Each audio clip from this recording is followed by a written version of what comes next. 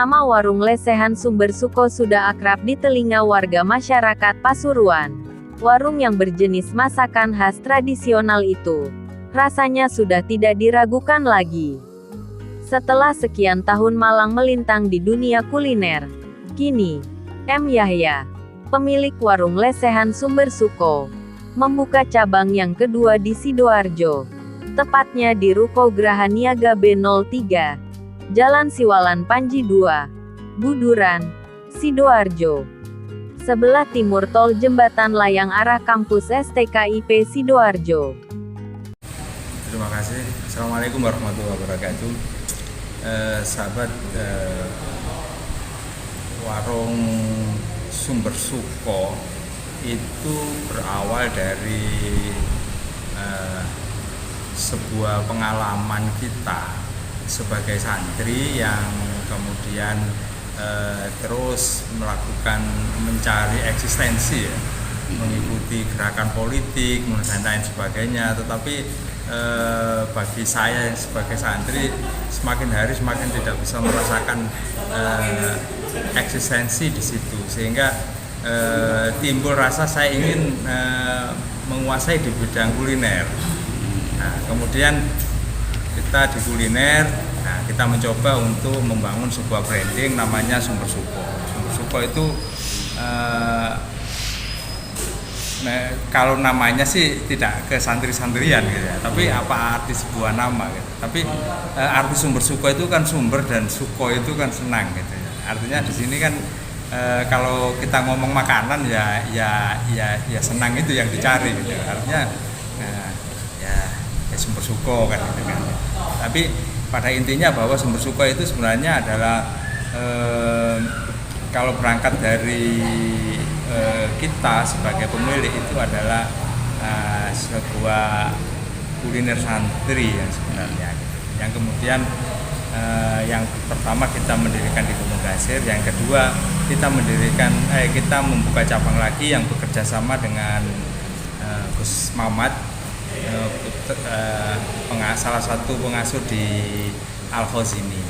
Kita ingin mempunyai sebuah sinergi tentang bisnis kuliner yang kita kelola sebagai kuliner santri antara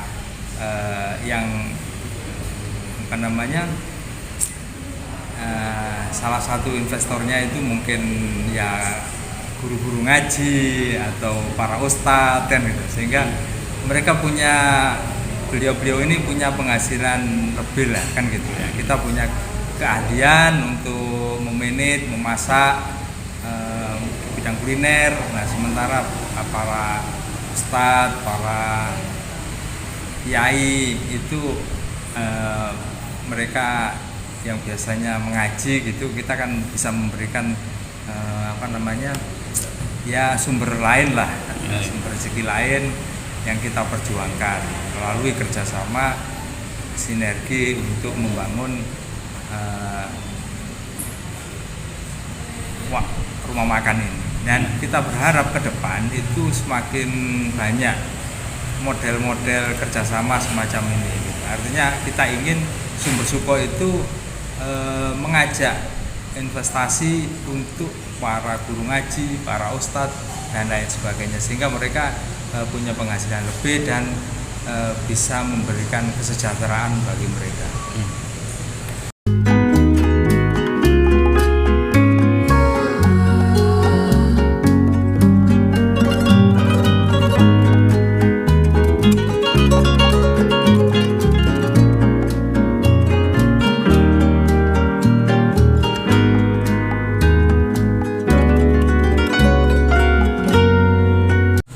Sebetulnya tempat ini sudah lama tidak terpakai. Karena tidak terpakai, jadi kita berinisiatif sebelumnya untuk mengajak para santri-santri, utamanya yang masih baru keluar dari pesantren, untuk berwirausaha. Apalagi pada saat itu masa pandemi, di mana banyak teman-teman alumni yang mengeluh ya karena kesulitan ekonomi lah sebetulnya. Jadi pada waktu itu saya punya ide, daripada ini tempat ini yang dulunya dipakai hanya untuk tempat rapat bagi guru formal atau rapat bagi dosen kampus di sini. Nah, alangkah baiknya kalau ini dimanfaatkan agar bisa membantu santri-santri yang sudah alumni, yang berkeluarga, yang masih belum mempunyai pekerjaan tetap lah seperti itu. Nah, setelah itu banyak yang kita hubungi itu dari santri-santri Al-Khazini Buduran sendiri. Kemudian ternyata ya karena masih pandemi ini tidak berjalan sesuai dengan rencana karena ya sepi itu tadi. Sedangkan ketahanan ekonomi mereka kan tidak mempunyai cadangan devisa lah seperti itu untuk bisa bertahan dengan keadaan yang sepi dan selalu mensubsidi lah seperti itu. Hasilnya belum mengeluarkan hasil, tapi untuk modalnya selalu mengeluarkan. Akhirnya kita terus tidak berputus asa untuk memberi semangat kepada para santri, utamanya alumni, bahwa kita bisa. Sebetulnya kita bisa. Jadi kita bisa menjadi seorang entrepreneur atau wirausaha. Walaupun kita bukan lulusan manajemen ekonomi atau apalah, misalnya hanya dari pesantren, walaupun santri Al-Khazini sekarang sudah banyak yang S1 bahkan S2 sudah banyak. Dari situ kita terus mencari ke teman-teman yang sudah jalan. Jadi ekonominya sudah jalan, mempunyai bisnis kuliner. Banyak alumni-alumni kita yang mempunyai bisnis kuliner, kita sharing termasuk Sumber Suko ini, yaitu dengan Bapak Tia ini. Kita sharing ke sana ke Sumber Suko yang di Gunung Gangsir. Kita sharing, akhirnya ya ketemunya ya kita memberi contoh kepada yang lain bahwa kita bisa sebetulnya. Kita bisa bersaing walaupun latar belakang pendidikan kita adalah santri. Jadi di sini kita mau membuktikan kepada utamanya santri agar tidak berkecil hati bahwa kita bisa. Sebetulnya kita bisa. Buktinya apa ya? Bisa. Buktinya banyak santri-santri yang sudah sukses bisnis kuliner. Seperti soto daging, banyaklah yang bisa saya sebutkan. Kalau mungkin 10 atau 20 orang yang sudah sukses itu lebih bisnis kuliner.